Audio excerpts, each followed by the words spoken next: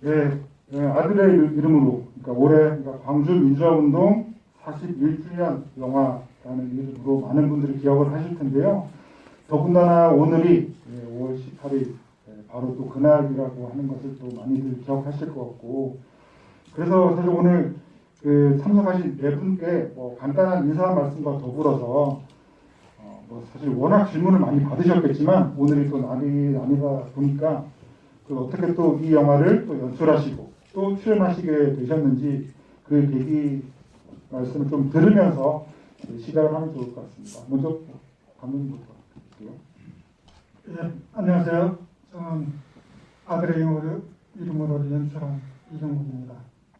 그 30년 전 부활의 노래를 만들고 그게 이제 5.18 첫 상업 영화였는데 그 이후 30년 만에 다시 아들의 이름으로 제가 어떻게 보면 제 인생 이제 이막을 여는 새로운 데뷔작이라고 할 수 있습니다.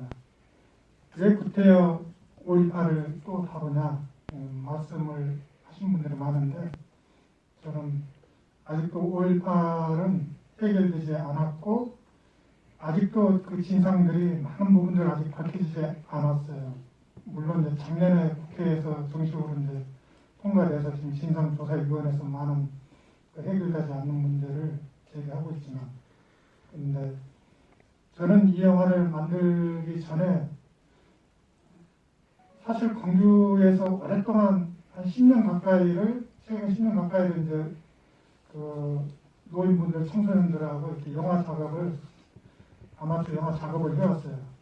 그러다가 3년 전에 이제 단편 하나를 지원을 받아서 만들게 됐는데 노인분들하고 그게 이제 부동산 배경으로 한 공수 대원이 이제 자기가 죽인 한 청년을 찾아다니는 이야기. 여러분들이 보신 영화 내용의 무등산 부분이 바로 그 단편이었어요.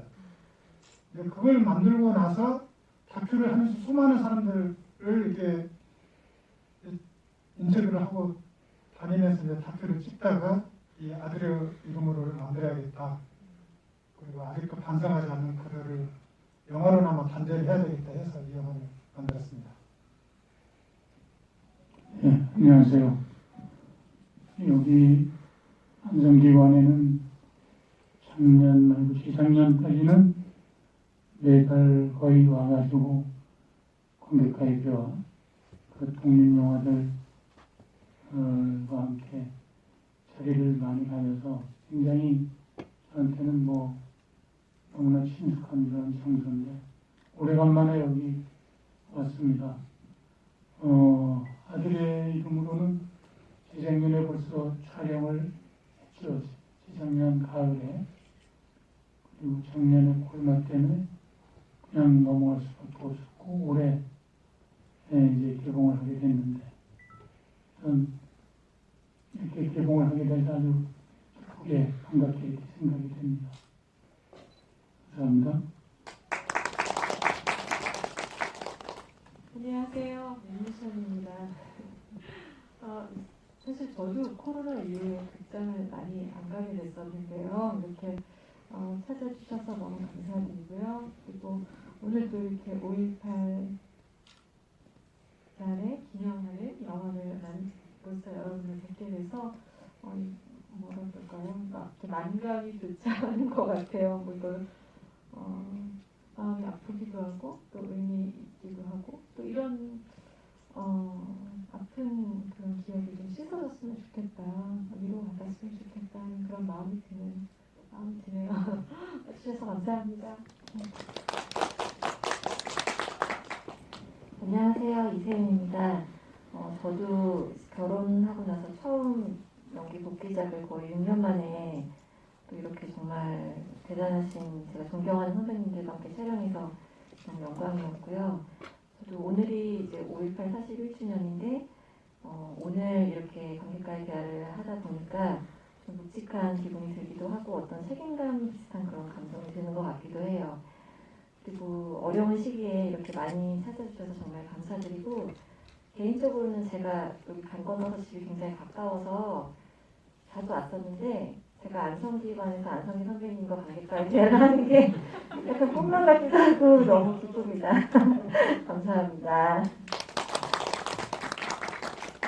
예, 뭐 이 영화가 가지고 있는 의미에 대해서 뭐 제가 더뭐 덧붙일 말이 있겠습니까만은 뭐 저는 이 영화 그 자체로도 굉장히 그 뭐랄까 어떤 의미에서는 굉장히 즐기면서 되게 뭐랄까 영화적인 재미를 느끼면서 봤던 작품이어서 이 영화가 더 제 기억 속에 남아 있는 것 같고요. 그리고 이렇게 인사 말씀만 이렇게 네 분 듣는 와중에도 질문들을 이미 많이 올려주셨는데 제가 다른 GV를 진행하면서 느꼈던 것과 비교를 해보면은 다들 질문이 되게 굉장히 기시네요.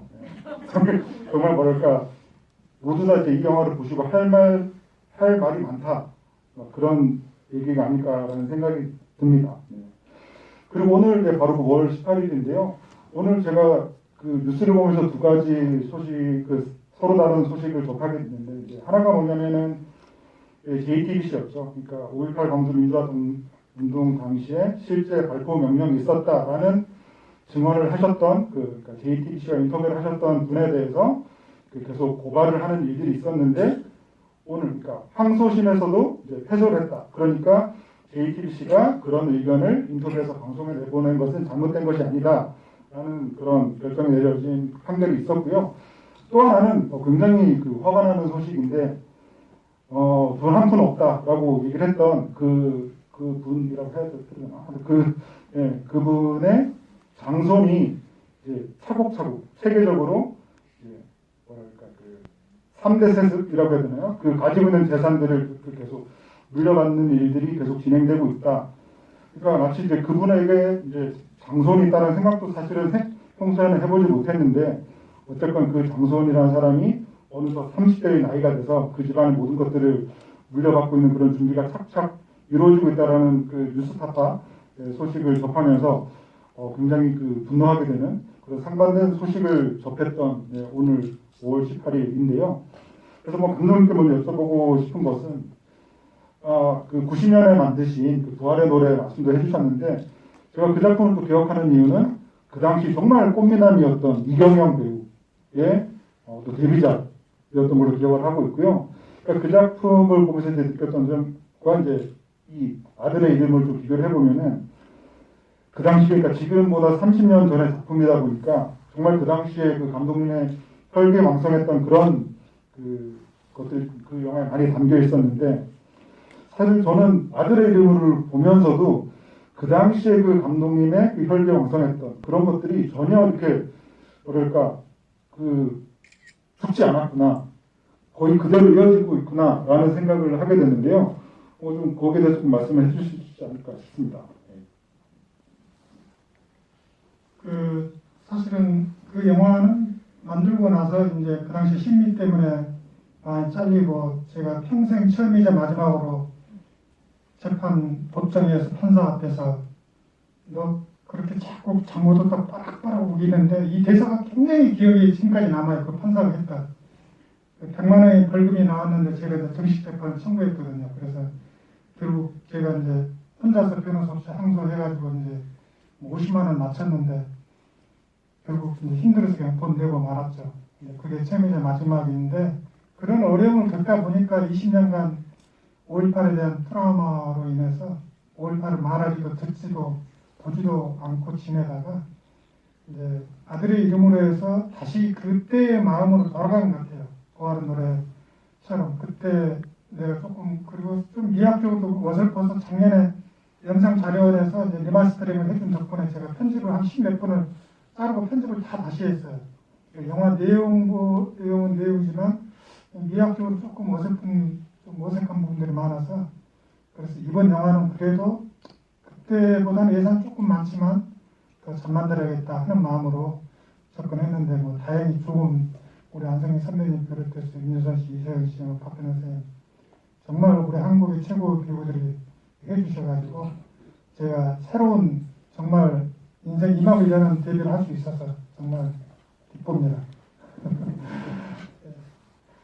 네, 그러면 이제 배우분께 하나씩 여쭤보고 객석 질문 받도록 하겠습니다.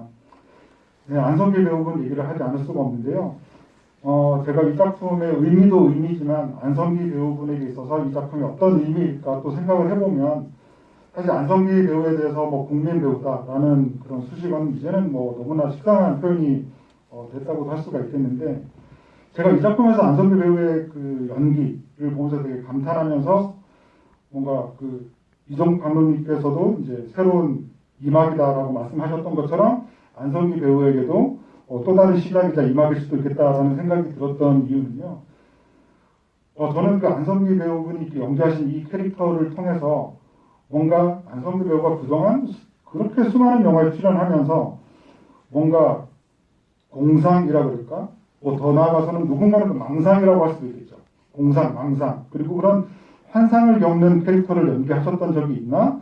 라고 생각을 해보면은 잘 없는 것 같거든요. 언제나 안성기라고 하는 배우는 그 한국 영화 안에서 되게 든든한 리더 같은 그리고 그 원톱 주인공으로서 언제나 흔들리지 않는 정말 그 관객 입장에서는 언제나 믿고 보는 그런 그 의지에서 기대어서 보는 그런 캐릭터였는데 이 작품에서는 이렇게 그 군복을 입고 이렇게 산에 나타나고 그랬을 때 와, 정말 한 번도 보지 못한 안성기 배우의 모습이자 얼굴이다라는 생각이 들어서 그 안성기 배우분에게 이 역할은 엄청난 도전이었을 것 같다라는 제가 생각을 해봤는데 좀 어떠실까요? 제가 좀 잘 봤을까요?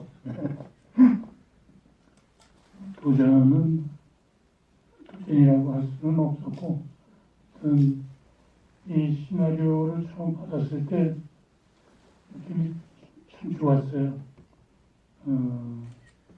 이렇게 전개된 것이 아주 너무 좋았고, 라스트도 너무 좋았고, 그냥 나는 여기에 그 오치근이라는 인물에 여기 시나리오에 선정되어 있는 대로 따라가면 되겠구나 라는 생각을 했고 특별하게 뭘 해야 되겠다 그런 생각은 별로 없었어요. 다른 영화보다는 웃음기가 좀 적었죠. 좀 우울한 어떤 그런 모습. 근데 그런 것조차도 시나리오에 다 이렇게 돼 있었기 때문에 자연스럽게 연기를 한 거라고 보면 되겠습니다.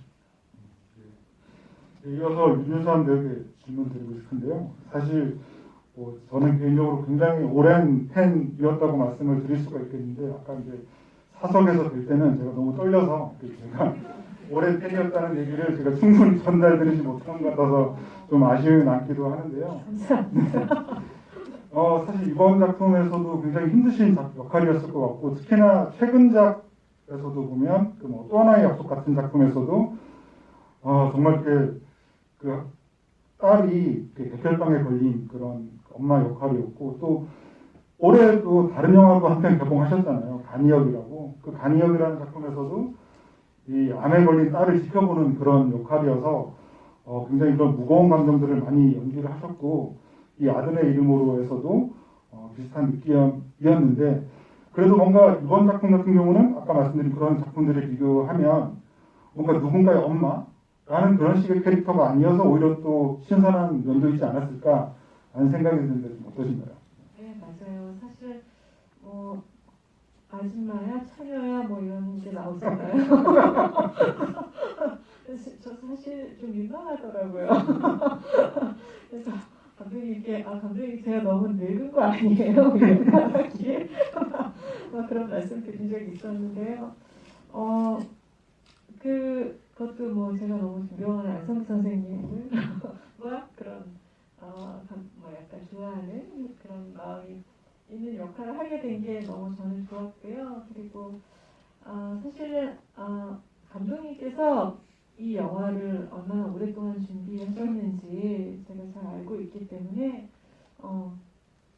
뭐라 그러죠? 이렇게 좀 남과 같지 않은 조마조마한 마음으로 시나리오 볼 때도 이게 정말 잘 될까? 재미있을까? 뭐 이런 마음으로 봤는데 시나리오 봤더니 그 비행 청소년들이 착한 희찬이를 괴롭히는 민우를 괴롭히는 그 거를 봤을 때도 뭔가 좀 비유가 잘 되고 무엇보다 이렇게 가해자의 본의 아니게 가해자가 된 분들의 갈등, 괴로움, 그런 짐을 너무 잘 표현하셔서 그 부분이 좋았고요. 저 같은 경우에는 계속 뭐 진짜 딸이 아파서 울고 뭐해서 울고 계속 그러지 않고 여기서는 아픔을 갖고 있지만 그 아픔을 정말 깊은 곳에 묻어두고 묵묵히 살아내고 있는 그런 역할이었어서 맞아요. 사실 뭐 아프다고 막 맨날 울고 그러지 않잖아요. 근데 그런 감정을 표현할 수 있어서 저 개인적으로는 좀 더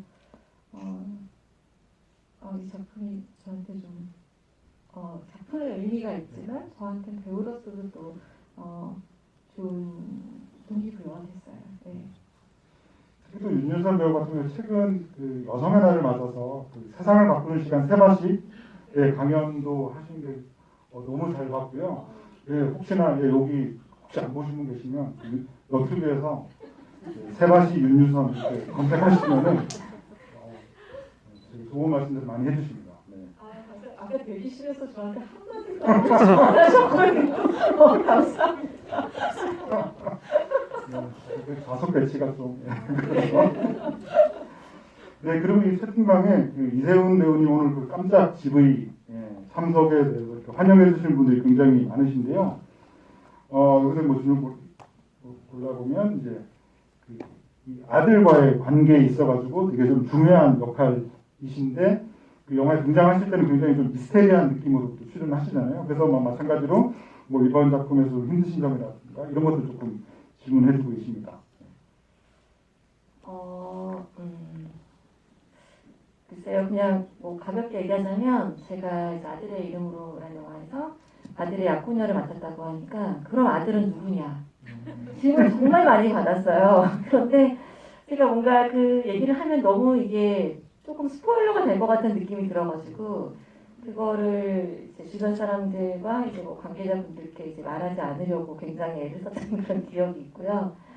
저 같은 경우는 이 영화에서 유일하게 약간 사건의 직접적인 인물들에서 약간 한 발 빠져나와 있는 그렇지만 제가 최근에 모든 것을 다 설명하는 또 그런 인물이잖아요. 그래서 조금 긴장감을 유지하면서도 이제 모든 걸 고백했을 때 그런 것들이 정말 와닿게 전달이 돼야 되는데 그런 부분들이 좀 어려웠던 것 같고요. 그리고 제가 워낙 선배님들과 정말 우리나라에서 거의 뭐 연기라고 하면 거의 신급의 그런 선배님들과 하다 보니까 제가 이제 첫 대본 연습을 갔는데 저도 데뷔한 지 20년이 됐는데 제가 너무 잘못 가고 있다는 생각이 계속 드는 거예요. 선배님들은 되게 에너지가 충만하시면서도 이게 정말 연기인지 실제인지 구분이 안 가게 이미 대본 연습할 때부터. 근데 저만 자꾸 뭔가를 하려는 것 같고 나도 내가 정말 열심히 성실히 임해야겠구나 그런 생각을 좀 많이 했었어요. 네, 그럼 채팅방 올리던 질문들을 이렇게 소개를 하면서 질문을 드리면요. 이분 질문은 소개할 수밖에 없을 것 같은데 이제 1980년 5월 당시에 어머니 뱃속에 있었다고 하시는 분이신데요.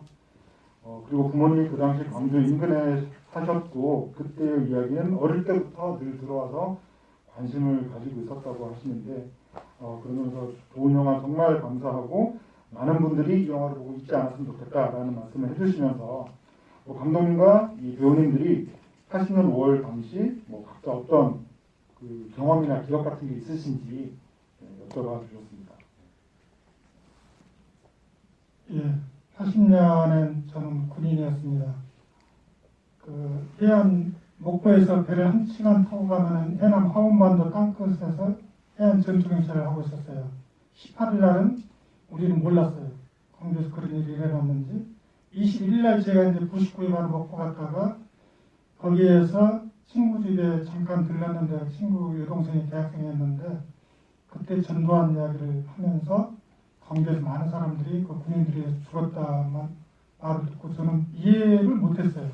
아니 어떻게 군인이 우리 국민을 죽이지? 시위한다고 학생들도 죽이고. 그런데 제가 이제 그때 배를 타고 이제 배시가에 가려고 하는데 택시가 서지 않더라고요. 저를 보고. 예, 군복을 입고 있으니까. 그래서 다시 친구 집에 돌아가서 사복을 갈아입고 택시 서울에 섰는데 배 시간이 그 아슬아슬하게 제가 도착해서 가는 배가 출발하고 있는데 제가 뛰어서 타서 몇 초 늦었으면 제가 며칠 동안 초소에 못 들어갔어요. 왜냐하면 그 뒤로 배가 다 끊기더라고요. 그리고 목포 그 택시 타고 가면서 막 그때가 광주에서 목포로 분들이 버스 타고 내려올 때였어요. 그래서 그 목포 옆쪽으로 엄청나게 많은 하는 그 사람들이 오는 걸 보고 제가 이제 초소에 가서 그런 이야기 했더니 다들 놀래요. 그리고 며칠 그 즈음에 이제 초소에 전통문이 내려왔어요. 본부에서. 만약에 그 시하는 사람들이 총기를 탈취하러 초소에 오면은 총을 사격을 해도 좋다. 단 공포탄을 쏜 다음에 다리를 향해 쏴라. 그랬는데 우리는 엄청 공포에 떨었죠. 왜냐하면 아니 그럼 시민들 오면 우리가 총을 쏴야 된다고? 이건 제발 오지 않기를 빌었죠. 다행히 그 전라남도 모든 초소에 그런 시하는 시민분들이 온 사례는 다행히 없어가지고 저한테는 그게 처음으로 그 정치적인 생각, 그 당시의 역사에 대한 생각들 저는 뭐 그 뒤로도 운동권 해본 적도 없고 돈 한번 던져본 적 없지만 제가 첫 작품을 5.18 하게 된 것은 가장 최초의 단서가 이제 그때 군대 생활하면서 5.18을 간접적으로 겪으면서 그러지 않았나 하는 생각이 듭니다. 예, 저는 이정호 감독의 바람 불어 좋은 날이라는 영화를 80년대에 찍었습니다. 저는 5월 18일 이경에도 아마 촬영을 했던 것 같아요. 예, 광주에서는 그렇게 끔찍한 일이 일어나고 있는데 이 서울 쪽에는 별로 그렇게 큰 동요 없이 그냥 일상적으로 이렇게 지낸 거죠. 그래서 늘 광주가 아닌 분들이 좀 미안한 생각을 계속 이렇게 갖고 있는 것 같습니다. 제가 5.18에 대해서는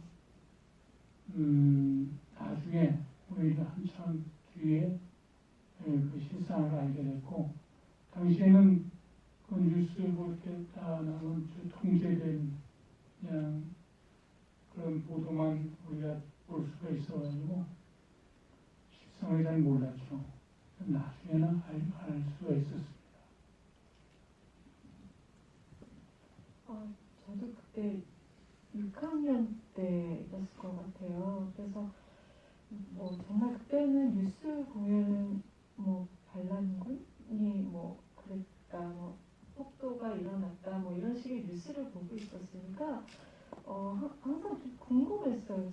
근데 어떤 분들은 또 그렇지 않다, 뭐 이렇게 얘기하니까 이게 진짜야? 뭐가 진짜야? 도대체 진실이 뭐야? 이렇게 궁금하면서 한참을 지냈던 것 같아요. 그래서 많은 분들이 또 오해하시면서 그 뉴스를 믿고 오해하고 살아오신 분들도 많이 계신 것 같아요. 근데 요즘 이제 미얀마 뉴스를 보면은 우리는 그 안에서는 또 모르겠죠. 보도가 제대로 안 되니까. 근데 밖에서는 이렇게 다 보고 누구 하나도 그 시민군을 욕하는 사람이 없잖아요. 예.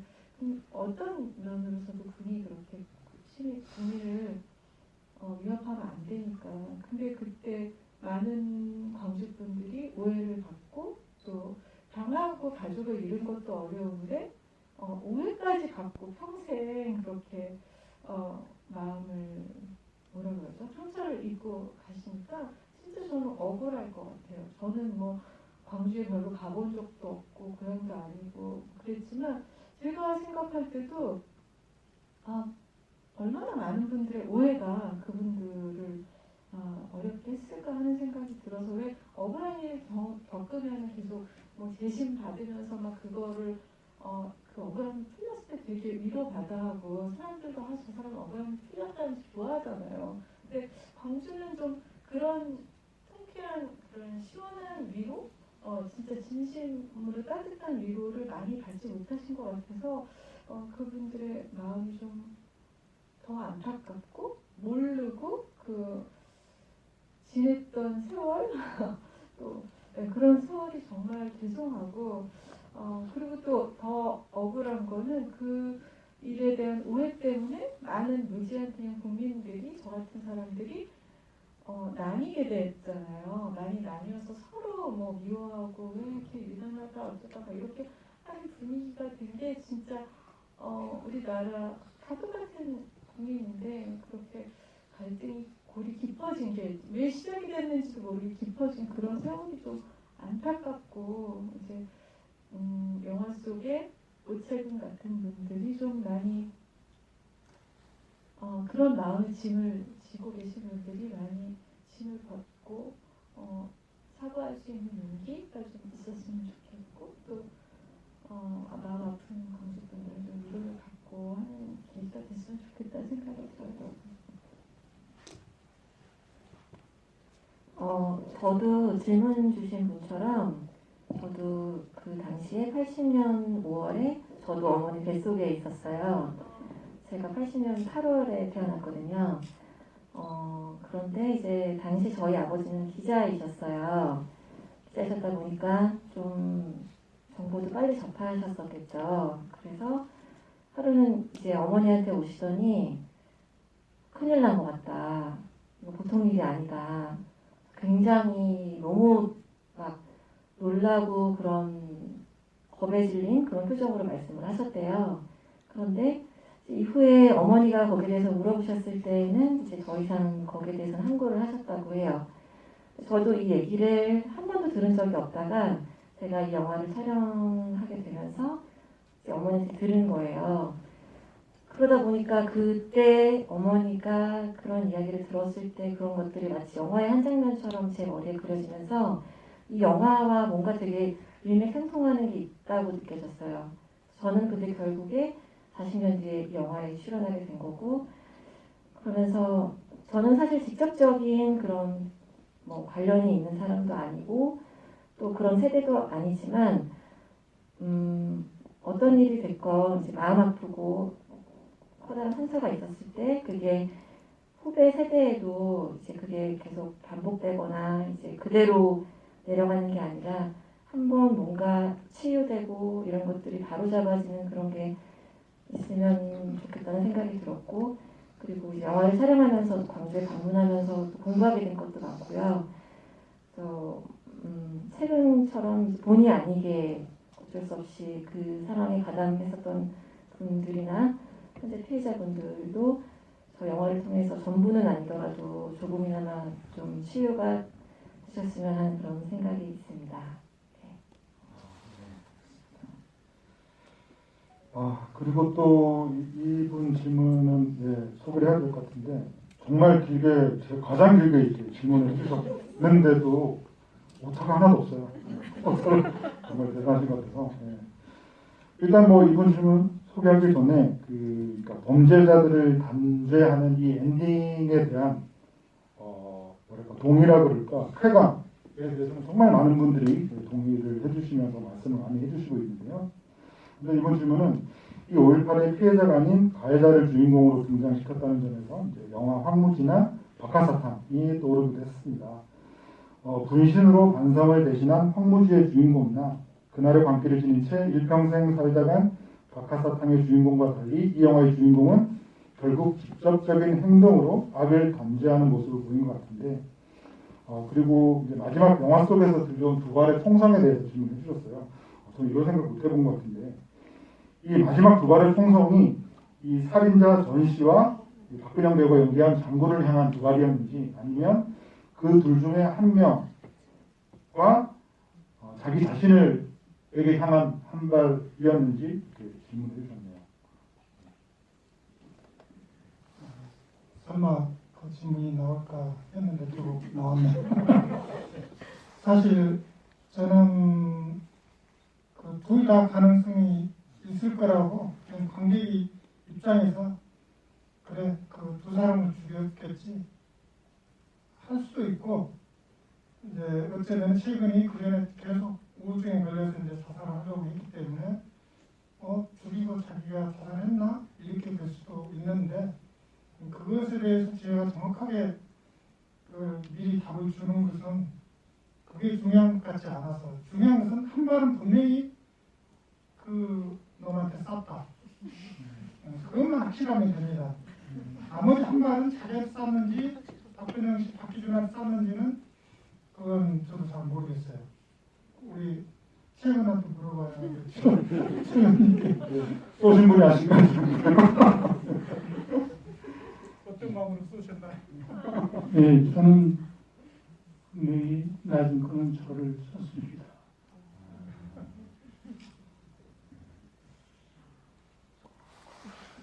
정말 그 어떤 쪽이든지 간에 되게 여러 가지를 생각하게 하는 그런 두 발의 총성이라는 생각이 듭니다.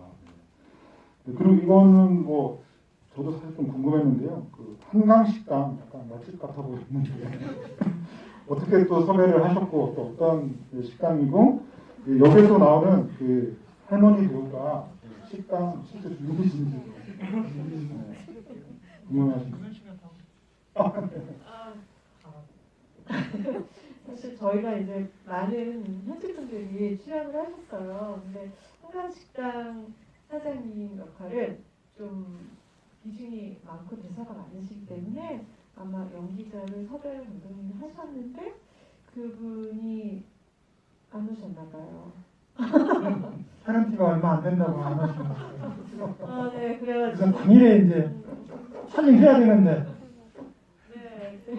네, 현지에서 연기를 조금 하시는 분이 오셨는데 좀 감독님 보셨을 때 그분이 좀 안 어울리셨던 것 같아요. 식당 사장 하시기에 그래서 근데 그 우리 식당 주인 아주머니께서 연기를 하고 싶어 하시는 눈치를 보이셨고 또 목소리가 되게 좋으시더라고요. 발성되신 목소리. 근데 사실 막상 찍었을 때는 너무 잘하셨지만 또 진짜 연기자가 하기에는 조금 어색한 그 부분들이 있었죠. 아무래도 긴장하시니까 시선이나 이런 게 조금 어려움이 있어서 아마 안성기 선생님 같이 하시기는 좀 쉽지 않은 부분이 좀 있었지만 감독님이 이제 편집으로 그거를 많이 잘 만들어 주신 것 같아요. 근데 보기에 되게 잘하셨죠. 네, 그 할머니가 제가 이제 그날 그분이 이제 되게 하고 싶은 걸 알지만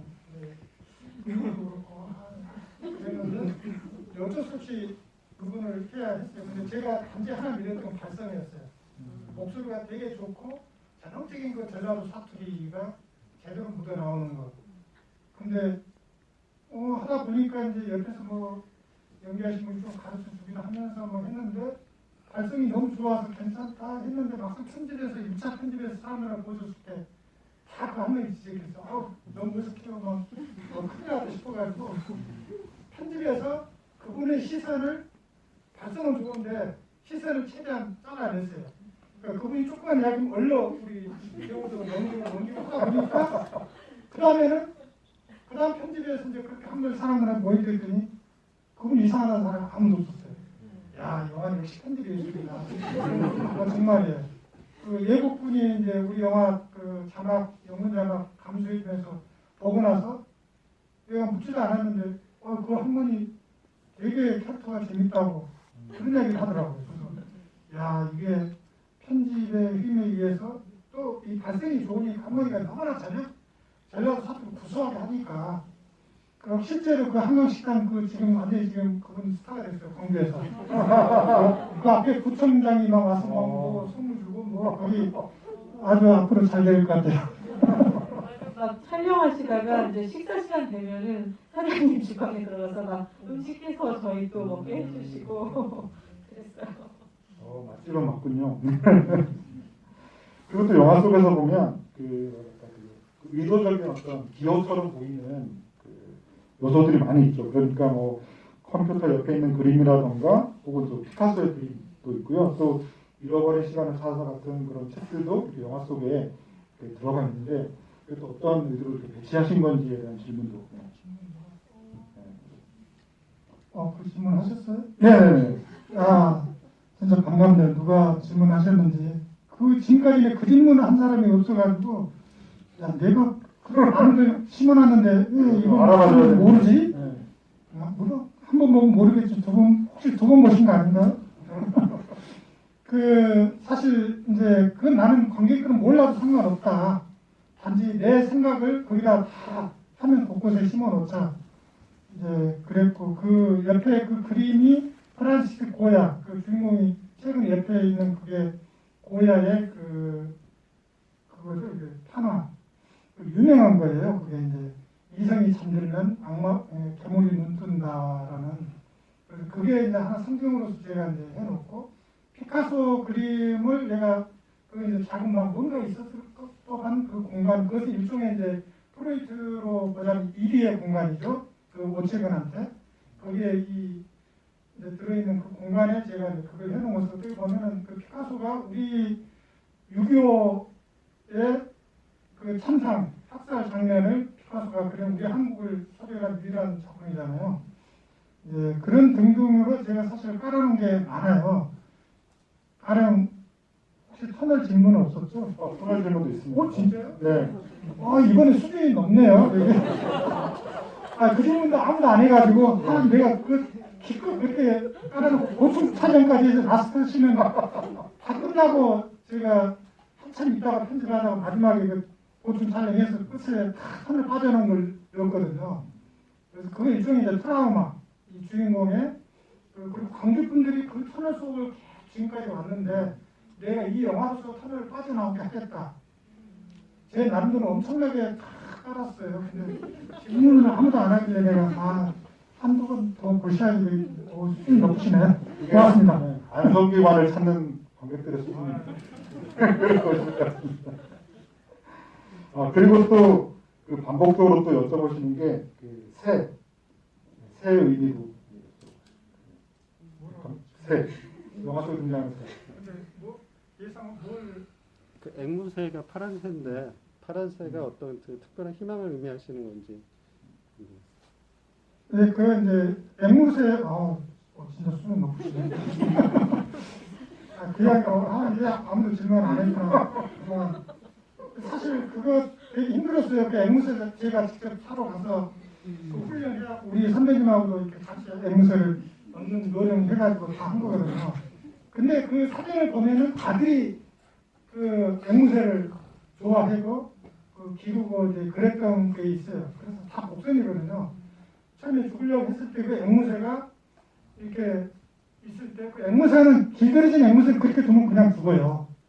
사람의 손을 타면은 그래갖고 우리가 촬영하다가 한 번에 이제 그 앵무새가 부동산을 쫙 밑으로 날아가 버린 바람에 한참 못 찾아가지고 막 너무 안타깝고 주인 앵무새 주인께서 그 가게 하신 분이 막 너무 슬퍼하시더라고요. 그 친구는 살아날 수가 없다. 그래서 이제 자살을 포기하고 앵무새를 기르게 되고 그리고 이제 마지막에 앵무새가 그 독백할 때 이제 마지막 양심고대 할 때 앵무새 시선을 제가 한번 딱 줬었는데 여러 가지 그래서 새라는 모티브를 제가 조금 꾸준히 가져갔고 그래서 그런 부분도 제 나름대로 좀 일관성 있게 좀 가져가는 중요한 모티브였죠. 네, 그리고 또 배우분들 모든 배우분들께 기억에 남는 장면 하나씩 꼽아달라고 이렇게 또 하셨습니다. 꼭 자신의 출연 장면이 아니더라도 좀 기억에 남는 장면이 따로 있으신지 그리고 또 그런 장면에서 에피소드가 있으신지도 궁금해하시네요. 네. 기억에 남는 장면.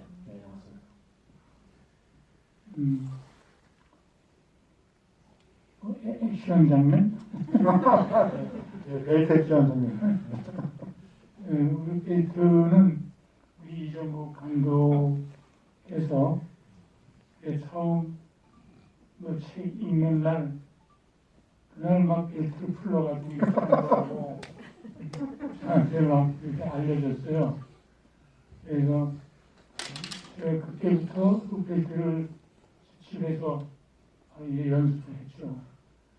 너무 짧게 나오지만 상당히 그래도 연습을 한 거거든요. 그리고 그 짧은 액션인데 굉장히 임팩트 있게 잘 됐다라는 그런 약간 조금 만족스러운 어떤 그런 느낌의 그 액션 장면이었어요. 그게 기억에 남습니다. 저는 어떤 한 장면이라기보다 그 최근이 그 장군님을 만났을 때, 박근영 선생님을 만났을 때 계속 고민하고 갈등하고 계속 뭔가 좀 마음속에 그 할 말은 많은데 이 여러 가지 복잡한 감정을 다 드러내지 않으면서 그분을 대하는 그 눈빛, 그런 표현 이런 게 저는 너무 어느 순간 이렇게 보면서 저도 영화를 다시 보면서 처음에 이제 할 때는 선배님의 그 벨트 액션씬과 그 아이들의 학교 폭력 당하는 그런 아이들의 이런 상황들이 조금 재미있고 더 공감이 간다고 봤는데 이제 영화를 다시 이번에 보니까 그 최근이 기준을 만났을 때 그런 복잡한 감정을 좀 따라가게 되더라고요. 그래서 다 알고 봤음에도 불구하고 나중에 좀 울컥 답답한 마음이 들었어서 사실 저는 개인적으로 직접 복수하는 걸 좋아하진 않아요. 그렇지만 물론 뭐 보시는 분들도 하실 수 없지만 대리 만족, 그분의 그 갈등 이런 거를 이제 최근의 마음을 같이 갈 수 있는 그 흐름이 좋았어요. 저 같은 경우도 이제 안성기 선배님이 요즘에 학교 폭력도 굉장히 많은 요즘 시대에 가해자 피해자들이 굉장히 좀 상처가 많이 되는 그런 것들인데 그런 것들 액션씬 좀 통쾌한 것도 있고 요즘 액션 되게 화려한데 이거는 약간 좀 날 것 그대로 그 저희 무술 감독님이 굉장히 유명하신 분이었는데 되게 화려한 그런 영화적이나 뭐 어떤 그런 기교 없이 진짜 약간 있을 법한 그런 액션을 보여주셨던 부분 그런 것도 인상적이었고 그리고 또 최근에 역시 독백하는 부분 그 다음 그 한강식당에서 일하는 여직원 임양화 선배님께서 하신 연기인데 실업증이었다가 이제 이렇게 된 상황을 보고 말문이 탁 터지는 장면에서 저런 뭔가 딱 갑자기 오는 그런 게 있었던 것 같아요. 그리고 또 한 가지 저 영화의 유일한 약간의 로맨스라고 할 수 있는 두 분이 백화점에서 옷 사시는 장면도 약간의 유일한 러브라인이 있는 장면이라서 재밌었던 것 같습니다. 그 영화 속에서 안성기 배우께서 이렇게 그 상의 탈의를 한번 하시잖아요. 그때 이게 뭔가 있겠구나 라는 생각을 좀 하게 됐습니다. 그 상의 탈의 갑자기 궁금해지는데 상의 탈의 장면 어떻게 들어가게 되는 걸까요? 배우분께서 꼭 넣어달라고 했다거나 뭐. 네, 아니 그러지는 않고 이제 처음에 뭔가 근육질 있고 뭔가 좀 할 것 같은 그런 일부러 벨트 협회하는 것도 처음에 클로즈업 보여주고 한 것도 다 그거였는데 제가 그렇게 그 장면을 처음에 이제 편집하고 모니터할 때 어떤 여자가 그걸 보더니 그 장면 보더니 와 감탄하더라고요. 야 이게 내 영화가 좋아서 감탄하네 했더니 앉아서 몸을 보고 와 대단하다고 그 감탄을 하더라고요. 네, 그리고 최근이 그 영화의 전반에 걸쳐서 이제 정신의학과 그 의사와 대화하는 장면이 이제 몇 군데 삽입이 되어 있는데요.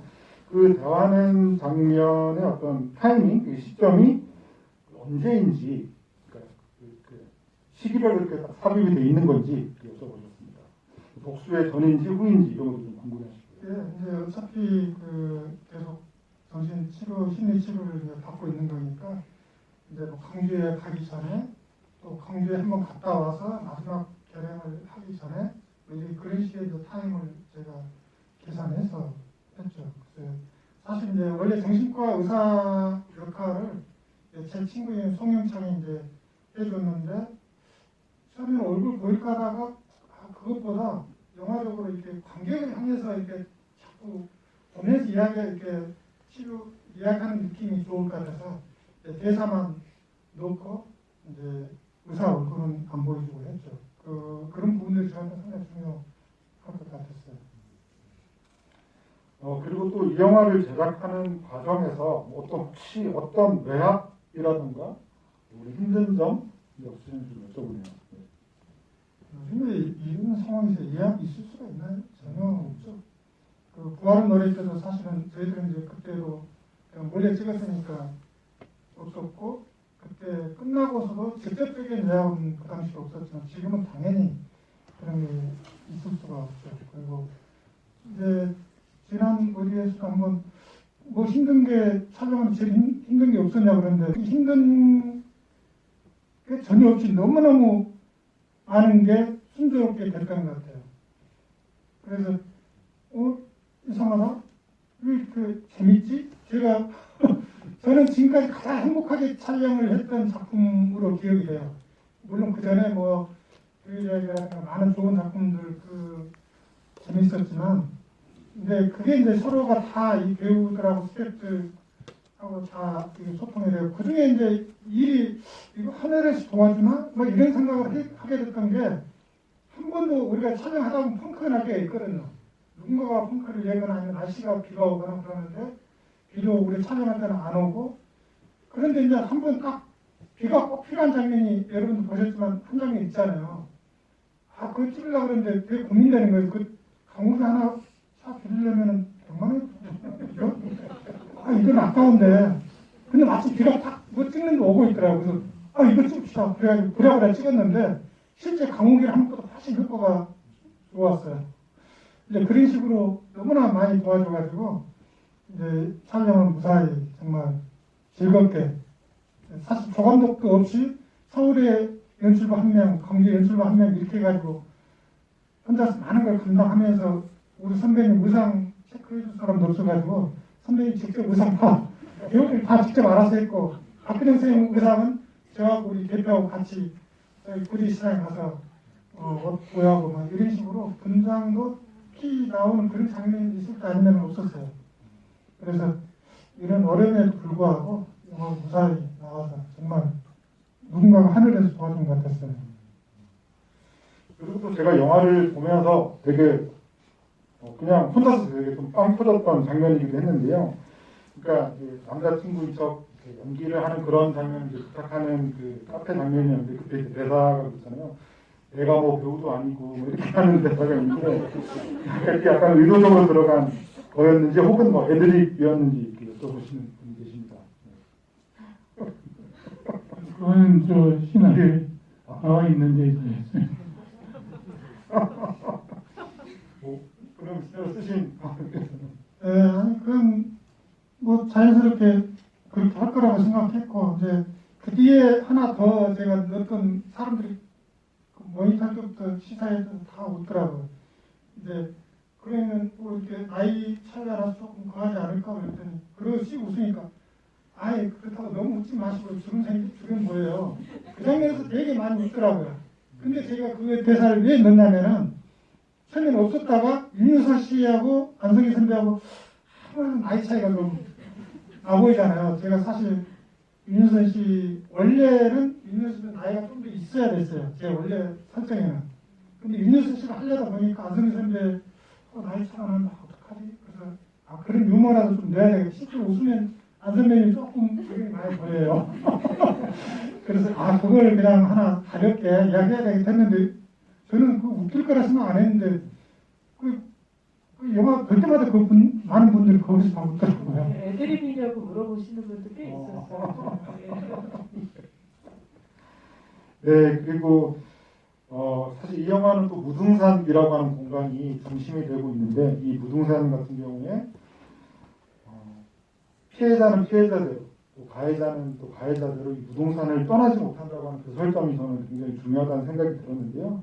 그리고 또 그래서 여기 질문해 주신 분이 계신데 무등산이 이제 이 영화 속에서 갖고 있는 의미에 더해서 실제 또 촬영하시면서 이제 무등산에 올라서 촬영하고 그러실 때 기분이 어떠셨는지 여쭤보시네요.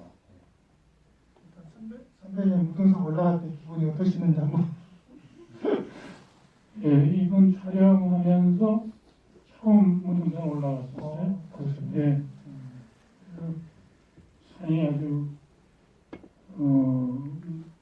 예쁘고 좋은 느낌이 있었는데, 근데 사실 거기 뭐 걸어 올라가는 거는 그렇게 많지 않았지만 은근히 좀 힘은 들더라고요. 그래서 여러 번 예, 그 중봉까지는 이제 차를 타고 갔는데 거기서 또 이제 내려갔다 올라갔다 예, 하시면 예.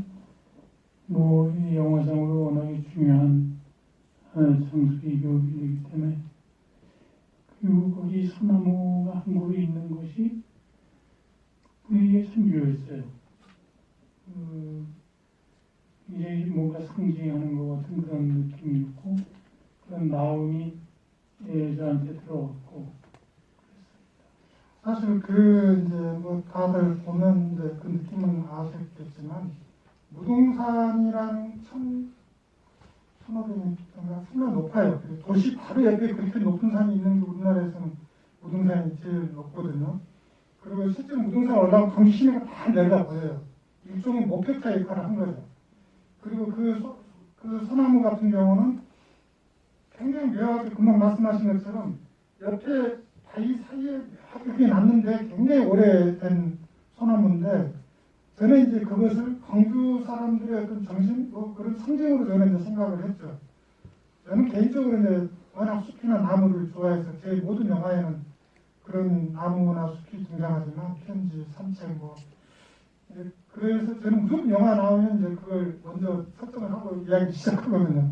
근데 이제 이게 5.18 영화지만 그게 어떻게 보면 상징적인 어떤 광주를 내려간 목격자 역할. 본인이 처음으로 이제 자기가 아이를 자기가 주겠다는 것을 딱 스스로 이제 전화 과거 부하 병사하고 통화가 났을 때 광주 시내를 내려보는 장면이 나오잖아요.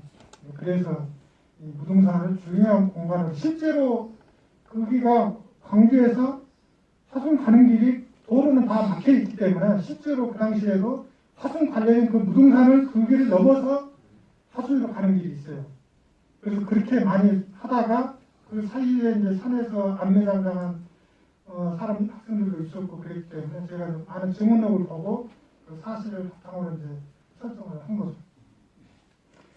그럼 뭐 이제 마지막으로 차기작이나 계획 같은 거 여쭤보기 전에 이분 질문을 또 소개를 안 할 수가 없는 게 굳이 이분께서는 이렇게 이 채팅방에 들어오실 때 오채근이라고 하는 또 이렇게 닉네임을 또 직접 만드셨어요. 그러니까 원래 이분이 본명이 오채근인지 아니면 일부러 이렇게 오채근이라고 닉네임을 다셨는지 뭐 제가 모르겠습니다만 어쨌건 이분 질문은 그래도 소개해야 될 것 같아서 그 질문 드리면요. 이 아들 대현으로 나온 배우가 최근 트롯 전국체전에서 우승한 경상도 출신 가수 진혜성 씨이던데 또 어떻게 섭외를 하셨고 또 사진으로만 나오지만 이분이 혹시 또 뭐 연기에 대한 뜻이 있는 분인지도 여쭤보십니다. 사실 저희들이 캐스팅 할 때가 2019년 한 11월쯤에 그 촬영을 우리가 했잖아요. 전혀 나는 누군지도 몰랐어요.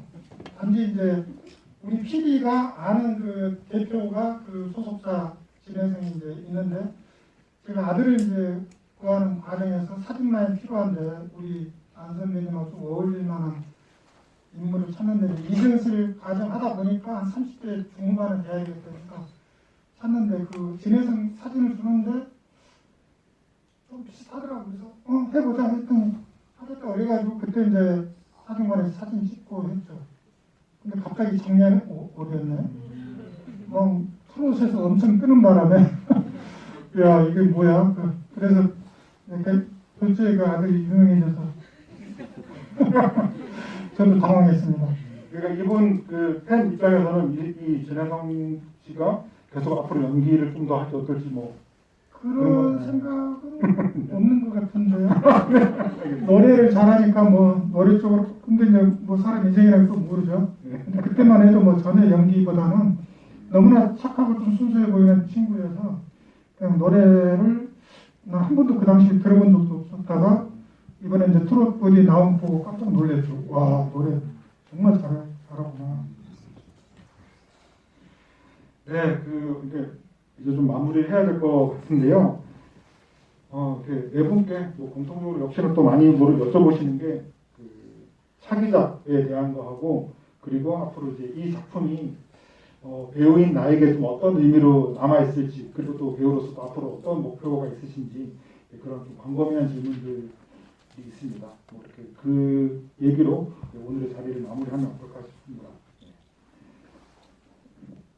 예, 저는 사실 이 영화에는 다양한 장르가 들어있어요. 액션, 미스테리, 스릴러, 뭐 복수극, 일반 드라마, 코미디도 조금 있고. 사실 제가 원래 영화 할 때 꿈은 액션 영화, 또 무협 영화를 만들려고 이수룡을 좋아해서 내가 영화판 들어왔는데 막상 지금 한 번도 못 만들다가 이번에 약간 선만 보였죠.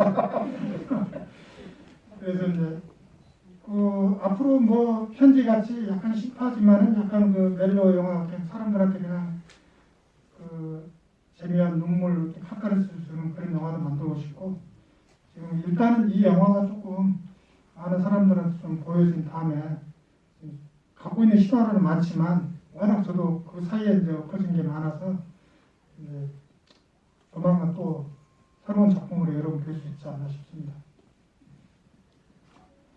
예, 저는 뭐 아직 밝힐 단계는 아닌 것 같은데 저하고는 페어러브라는 영화를 했던 신미연식 감독이라고 그분하고 가세인데 디멘시아라고 하는 가세인데 치매에 걸린 딸과 아버지의 이야기예요.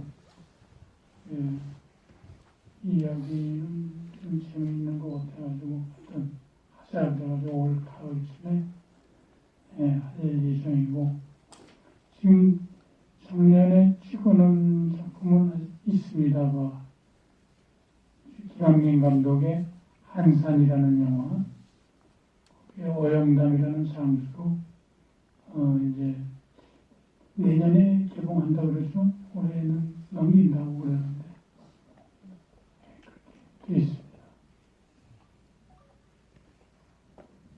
네, 저는 젊은 프랑스에서 공부하고 있는 여자 감독인데요. 정원희 감독님의 둠둠이라는 뭐 지금 가세지만 약간 뭐라 그러죠? 디제잉 하는 딸과 엄마의 그런 이야기를 다룬 그런 작은 영화를 또 촬영 이제 다음 주부터 할 예정이고요. 네. 그리고 또 작품으로 여러분께 잘 만나뵀으면 좋겠고 오늘 이렇게 젊은 분들이 많이 오셔가지고 이제 이 영화가 저한테 주는 의미 아까 물어보셨으니까 아까 또 질문에 뭐 외압이 있었냐 뭐 그런 질문 하셨잖아요. 근데 사실 제가 뭐 또 하나의 약속도 하고 이 영화도 하고 그때도 이제 또 하나의 약속했을 때도 윤희선 씨 앞으로 화면에서 볼 수 있을까요? 막 이런 걱정해 주시고 네. 근데 사실 저희 이번 영화도 또 그렇기도 하겠지만 그 생각보다 외압이라는 게 그렇게 없는 것 같아요. 그러니까 너무 오해가 더 많은 것 같아요. 그래서 젊은 분들이 많이 오셔서 엄마 마음으로 하는 얘기자면 그냥 진실하고 옳다고 생각하는 거는 할 수 있는 용기가 좀 필요한 것 같아요. 생각보다 그렇게 사람들이 뭐 진짜 그런 거 아니야 뭐 이렇게 걱정하는 거를 두려워하지는 않았으면 좋겠다는 그런 생각이 들어서 여러분께 나눕니다. 네, 저 같은 경우는 제가 평소에 되게 존경하고 또 제가 팬이었던 여러 선생님들, 선배님들과 촬영했던 것이 굉장히 행복하게 또 기억에 남을 것 같고요.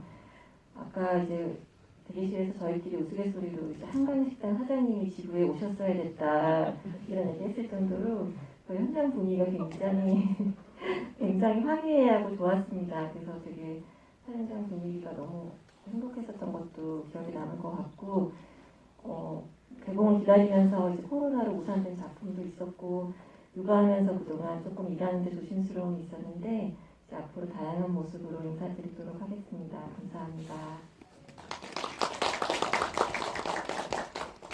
오늘 그 프로야구 기아 타이거즈랑 습 랜더스가 경기를 했는데요. 제가 이 얘기를 드리는 이유가 뭐냐면 아까 경기 오늘 지구 시작하기 전에는 이 결과가 나오지 않았는데 그 예전에 그러니까 기아 타이거즈의 전신이죠. 페테 타이거즈가 경기를 할 때는 이 광주 사람들이 경기장에 광주 무등산 경기장에 모이면 안 된다. 그러면 이 사람들이 무슨 짓을 벌일지 모른다라고 해서 5월 18일에는 광주에서 프로야구 경기를 못하도록 했었어요. 그래서 단 한 번도 이제 5월 18일에는 광주에서 프로야구 경기가 열리지 않았는데 이제 그게 바뀌었죠. 그래서 오늘은 광주 경기장에서 기아 타이거즈가 경기를 했습니다. 그래서 그렇게 다 모이신 분들이 지난 일을 좀 많이 떠올리시면서 이날의 의미를 되새기는 분들이 많았을 것 같은데요. 그것만으로도 저는 뭐 세상이 좀 변해가고 있다라는 생각이 들면서도 오늘 좀 이겼으면 좋았을 텐데 이긴 했습니다만 어쨌든 좀 세상이 좀 달라져가고 있다라는 생각도 드는 한편으로 또 아까 오늘 제가 접했던 뉴스를 말씀드리면서 여전히 또 우리를 분노케 하는 일들이 또 마찬가지로 벌어지고 있거든요. 그런 가운데서 저는 이 아들의 이름으로라고 하는 작품이 2021년 41주년이 되는 올해 개봉한 것이 너무나도 큰 의미를 가지고 있는 것은 아닌가. 그리고 많은 사람들이 이 영화를 계기로 여러 가지 생각들을 하게 될 것 같다라는 생각이 들고요. 그런 점에서 뭐 이정국 감독님께서 이 작품이 나의 어떤 두 번째 시작일 거다라고 얘기를 해주셨고, 함께 해주신 세 분 배우들도 마찬가지로 뭐 올해 하반기 내년 계속 더 좋은 많은 작품들로 뵙게 되리라고 생각을 하면서 오늘 이 자리 마치고요. 네 분께 큰 박수 드리면서 마무리하도록 하겠습니다. 감사합니다.